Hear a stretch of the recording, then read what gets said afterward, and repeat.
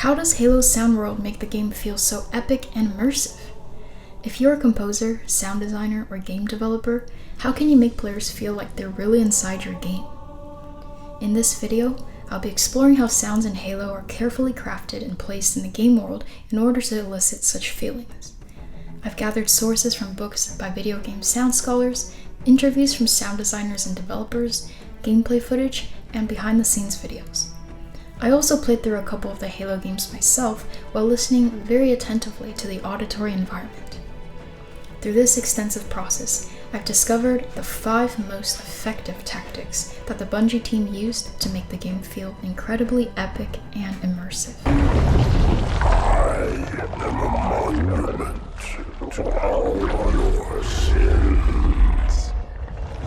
Number 1.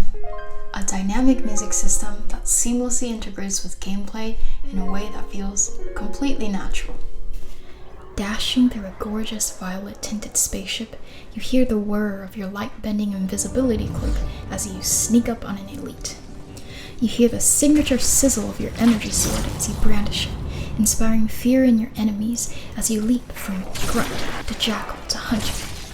As they scream out phrases of covenant martyrdom from all around you, you slash them down to the tune of an epic, gallivanting soundtrack. Then, when the battle is over and your enemies are left drowning in a pool of their own blood, you gaze out into the glittering violet nebula beyond, and you just can't help but feel like the biggest badass in an epic space saga. That's right, Master Chief. Wait, that's weird. How did the game just know to play its most epic variation of the music right at the peak of your hunter slaying fest? How did it know how long it would take to kill off every last grunt and start playing peaceful cello soundscapes instead? Video game music requires a certain type of flexibility in order to fluently respond to gameplay. To do this, Halo's music is stored in brief audio files spanning from a few seconds to a few minutes long. Based on the player's actions, these snippets are either cued or looped, then assembled randomly. A dynamic musical system begins to take shape, one that varies with each iteration of gameplay, yet sounds completely fixed and natural.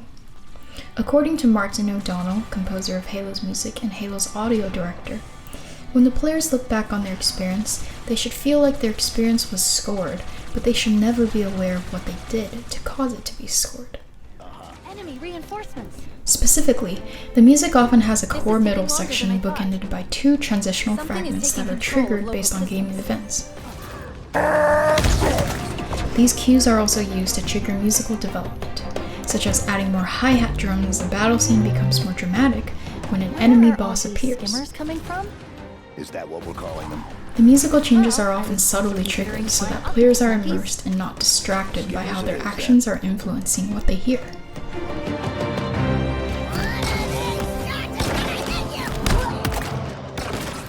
By the way, if you're more interested in the music theory aspects of video game music, I'll be making videos soon with an in-depth analysis of the Halo theme. The same type of dynamism and flexibility applies to Halo's intricate dialogue.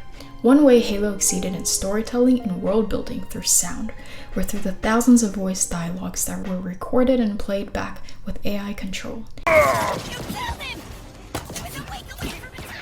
I will cherish this crappy gun for the rest of my short life. Oh, no! I didn't mean to turn these on! Ah! Stop! Along with traditional cinematic cutscene scripts, these dynamic dialogues were a powerful world-building method that enabled Halo's story to shine through funny, flavorful snippets of personality in the characters around you. In another place, another time, I would have been your daddy. We've been working together for a short time, but like, you want to hang out after this? Just bro it out? See where it goes? Just me? All right. Hey, I think I found some. Wait, no, that's a rock. The next couple of tactics that the Bungie team uses to make the game feel more natural aim to avoid listening fatigue. This involves deliberate and discreet timing of audio playback. Think of some of the games you currently play. How singable are the themes? Can you immediately recall what the music sounds like? Interestingly enough, unlike pop tunes, game music composers often intentionally make the themes less catchy. When you first hear a catchy song, you may be enamored by the fun lyrics, the addictive dance beat, the sultry bass line. Now, imagine if the song never stopped playing, looping over and over and over and over And over, and over, and over, and over, and over, and over.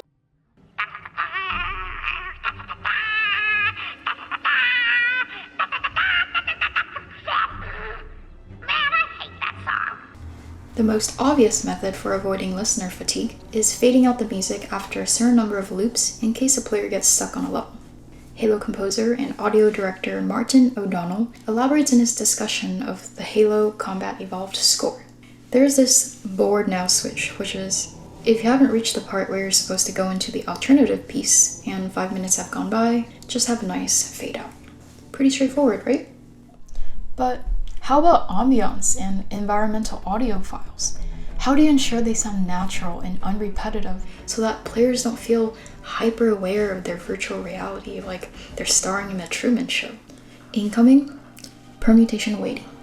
Permutation weighting is the ability to assign different probabilities to control how often a given permutation is played. Simply put, imagine you're a game developer and you want a distant hummingbird to chirp about 3 times in the span of 1 minute to set a naturey ambience. This would be roughly every 20 seconds.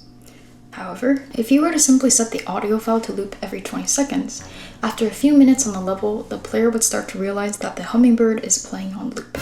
And if you were to completely randomize the bird chirp sound, the bird might chirp too little or too many times in succession, and the result would still sound strange.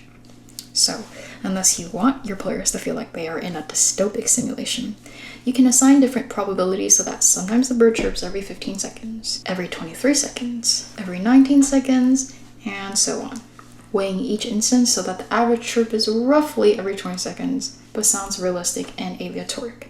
This permutation weighting is also used in layering musical cues. So far, we've mainly been discussing the timing of audio cues either through in-game events, player actions, or permutation weighting, but there is one more layer that brings Halo to life by synergizing it all: 3D spatial positioning and surround sound.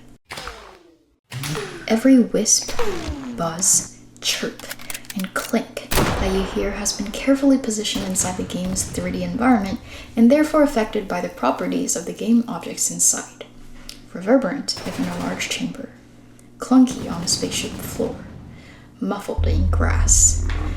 In fact, even just turning your character's head from one direction to another would drastically change what you hear inside your headphones, an effect called HRTF, or Head-Related Transfer Function.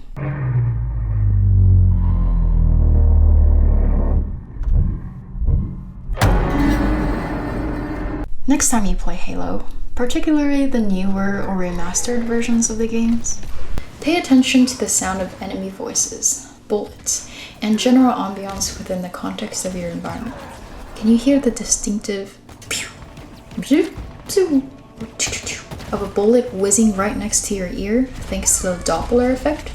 How do the projectiles flying towards you affect the timbre and volume of characters talking near you? How does your needler or battle rifle sound in different locations? How loud is the music compared to the hum of objects around you? And how well does everything blend together? Where are all these skimmers coming from? In addition to creating a sonically detailed world, 3D spatial positioning allows you to feel the presence of characters or objects that aren't directly in your field of vision, just as you would in real life. A sort of supercharged storytelling emerges.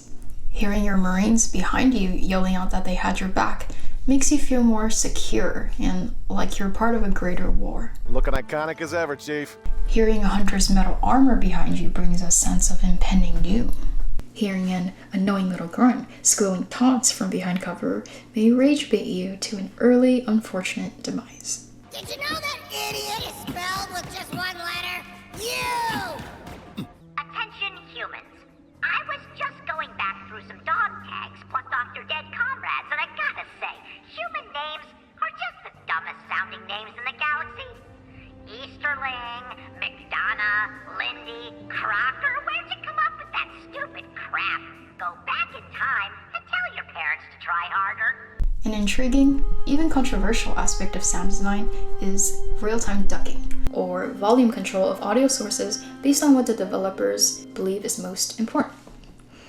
If a grenade comes flying in your face and explodes in front of you right as some important story progression is triggered, the developers might muffle the explosion behind the dialogue, perhaps even killing you.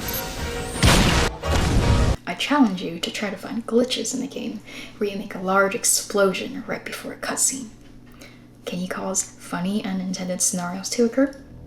A conflict between the sound designers, composers, developers, and scriptwriters arises. Which audio files should be prioritized above the rest? A composer might want their music to be the loudest for emotional resonance. A scriptwriter may think the dialogue must be heard for effective storytelling. The sound designer may wish to boost the environment's sounds for ambiance's sake. And of course, the players themselves can toggle the balance of in-game audio in their settings for their own goals or enjoyment. 95% of asset will be made by us. Mayday. This is UNSC. Mayday. Mayday. Mayday. This is UNSC. So that's why I really love this stuff. As you can see, crafting and layering each audio snippet into a game is a true art form. Especially when you take into account that these games were made 2 decades ago, you can really appreciate the craftsmanship and heart that went into its development. With those odds, I'm content with 3. Make that 4 kills. Sleep well? No thanks to your driving, yes. So you did miss me. Playing through the Halo games 20 years after their original release still feels fresh and engaging, even as a Gen Zer who grew up with modern first-person shooters. As someone interested in the mechanics of sound and music as it appears in video games, some of my most interesting insights come from actually playing the games themselves. I challenge you to listen critically to the sounds of whichever game you're currently playing. Perhaps even break the game a little by finding cool glitches throughout. Finally, if you enjoyed this video, please leave a comment if there's any other game or topic you'd like me to cover.